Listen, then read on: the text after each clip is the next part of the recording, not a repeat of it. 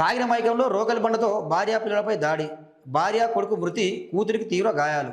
రంగారెడ్డి పులిగోనిపల్లి తండాలో దారుణం. మద్యం మత్తులో ఓ వ్యక్తి రోకలి బండతో భార్య, ఇద్దరు పిల్లలపై దాడి చేయగా భార్యతో పాటు కుమారుడు చనిపోయాడు.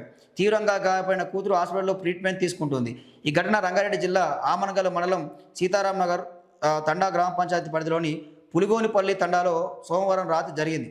తండాకు చెందిన బాణవత్ రామ్దాస్, కవిత దంపతులకు కూతుళ్ళు పవిత్ర, పావని, ప్రణీత, కుమారుడు హర్షిత్ ఉన్నారు. పవిత్ర, పావని ఆమన్గల్లో హాస్టల్లో ఉంటూ చదువుకుండగా మిగతా ఇద్దరు పిల్లలతో కలిసి దంపతులు తండాలో ఉంటున్నారంటూ చూస్తున్నాం. సో ఇది కూడా వీళ్ళు కూడా తండాకు చెందిన వాళ్ళే.